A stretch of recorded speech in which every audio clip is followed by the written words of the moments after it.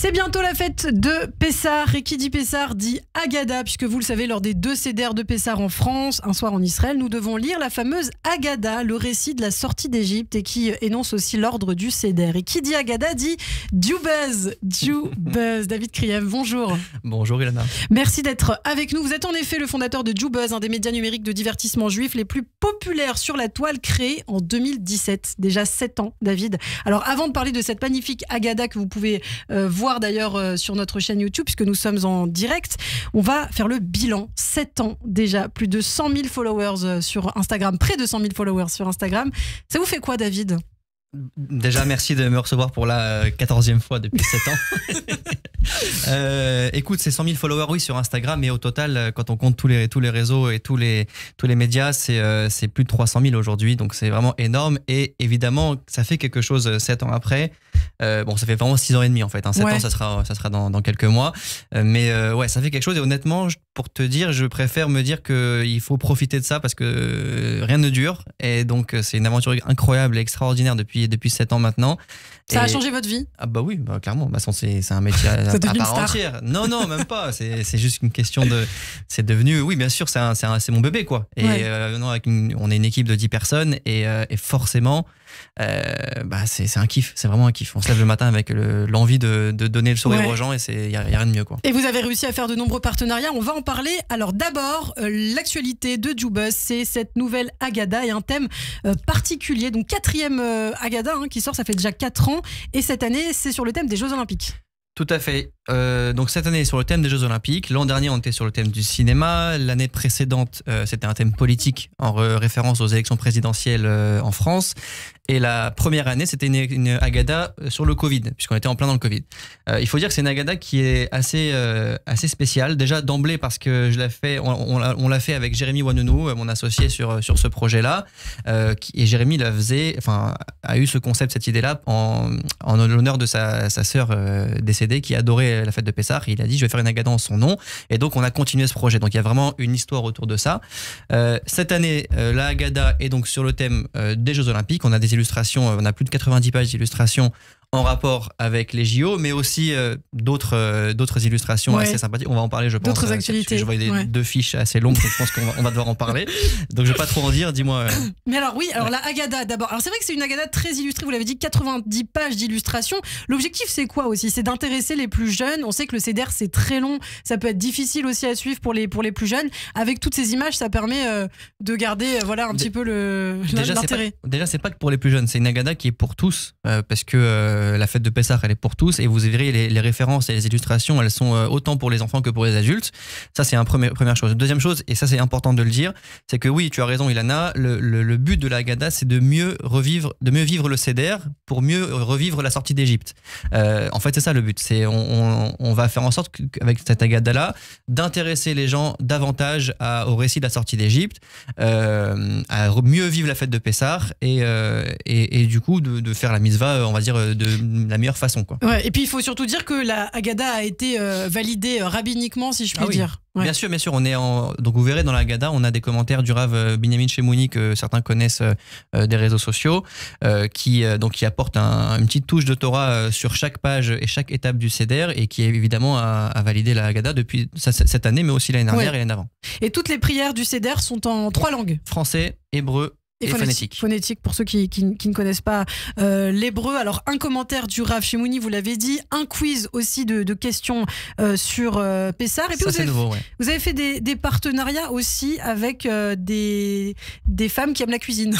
Alors oui, des influenceuses qui aiment la cuisine. C'est ça, donc c'est pas vraiment un partenariat, c'est plus un petit clin d'œil. On a voulu prendre trois influenceuses food que tout le monde connaît aujourd'hui sur les réseaux sociaux. On a Rachel in the Kitchen, Annelle Coukeo et Mag en cuisine qui sont assez connus dans le milieu, et on leur a fait faire, on leur a demandé de nous donner une recette à chacune pour Pessah.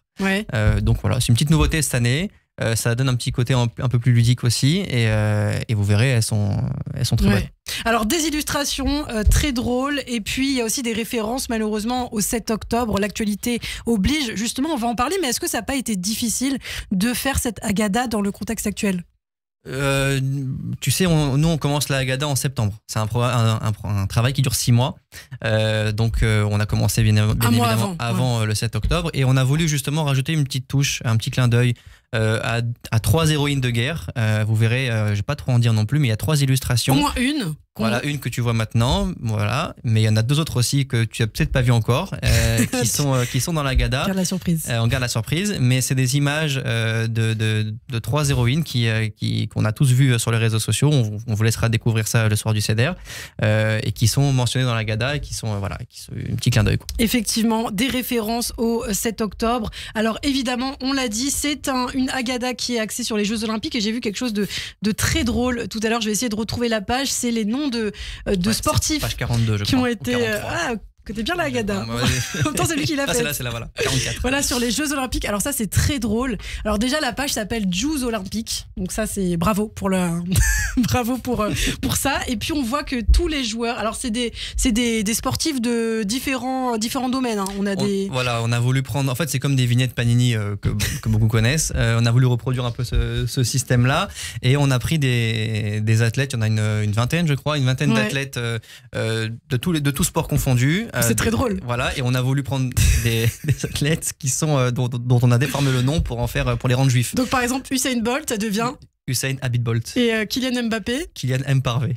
Voilà, alors ça c'est Kev Adams qui nous a donné celui-ci. C'est très drôle. On a Clarisse Ne dis pas trop. Ok, je dis pas. Je laisse la surprise. En tout cas pour cette Haggadah. Alors vous proposez cette Haggadah sur votre site internet, David, non? Oui, sur jubuzz.shop. Comme chaque année, donc livraison partout dans le monde. En France, c'est très rapide, hein. Vous pouvez commander le matin, vous pouvez être livré le lendemain matin, c'est très rapide. En Israël, c'est 3 jours. Et on peut prendre des packs. Et on prend des packs. Il y a des packs de 3, de 5, de 10, parce qu'il y a des grandes familles. Et forcément, quand on prend un pack, la Haggadah est un peu moins chère. Puis ça permet que tout le monde ait la même Haggadah le soir du Seder. Exactement. Mais ce qui est intéressant de préciser, c'est que la pagination de cette Haggadah-là est la même que la pagination de la Haggadah précédente. Ça veut dire que même si vous avez celle de l'année dernière, dont on est en rupture de stock depuis l'année dernière, vous pouvez suivre le Seder de Pessah avec cette Haggadah aussi. Donc là, il en reste, on peut encore les commander. Ouais, il en reste encore. Je pense que d'ici une semaine, il n'y en aura plus. Parce que là, les stocks commencent à s'amenuiser. Donc, une semaine, 10 jours maximum, il n'y en aura plus. Et petite précision aussi, c'est important de dire ça, j'en ai pour 30 secondes. On a remasterisé la première édition, l'édition Covid. On a fait une édition où on a corrigé des petites coquilles, des fautes, etc. On a amélioré la mise en page. Et donc, on a sur le site l'édition Covid qui est disponible en version remasterisée. Alors ça, c'est pour la Haggadah 2024, donc c'est votre projet du moment, mais évidemment JuBuzz, c'est aussi d'autres projets. La 4e édition également du JuBuzz Comedy Club est en partenariat pour cette 4e édition avec Radio J. Tout à fait, donc là c'est mercredi, hein, c'est mercredi 10 avril. Mercredi 10 avril. Voilà, on a le prochain JuBuzz Comedy Club, c'est la 4e édition avec 6 nouveaux humoristes. Dont on vous laissera découvrir de qui il s'agit sur les réseaux, qui viennent au Palais des Glaces. Qui ne sont pas nécessairement juifs, hein, d'ailleurs. Ah non, mais nous on insiste justement pour qu'on ait évidemment une partie de juifs, mais aussi un ou deux qui viennent. C'est pas sectaire. Et c'est pas, justement, on veut montrer qu'on est ouvert et aussi accepte de venir et de faire des blagues devant un public qui n'est pas forcément celui qui... D'ailleurs, les éditions précédentes, il y avait eu Nino Arial, je crois. Nino Arial, Tariq qui était venu, Younes Depardieu.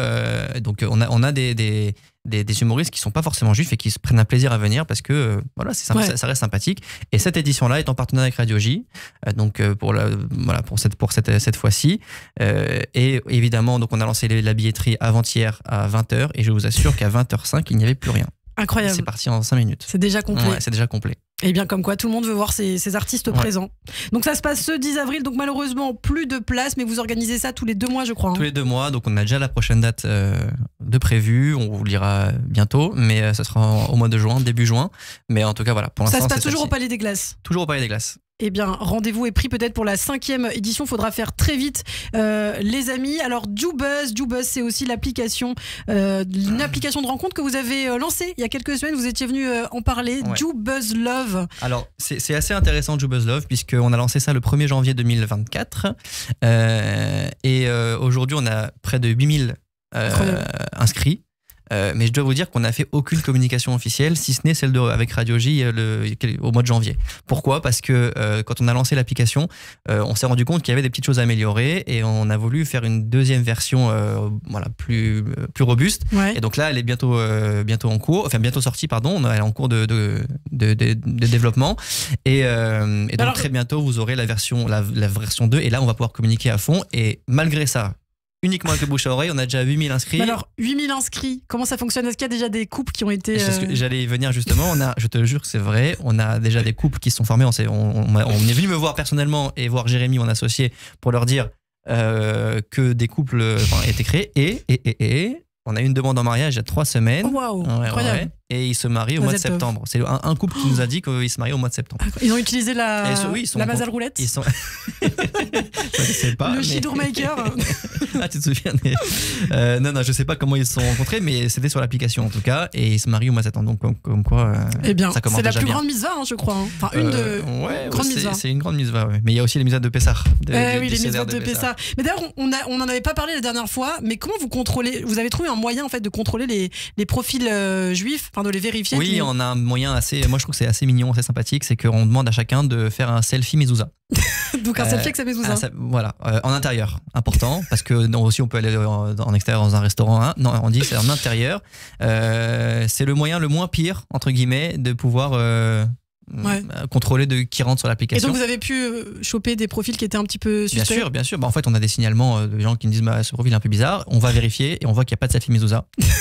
et donc ça saute. Non, mais c'est vrai, c'est aussi simple que ça. Mais pour nous, c'était une idée, parce qu'on ne peut pas demander ni la ketouba, ni on ne peut pas demander de voir la Brit Mila. donc c'était.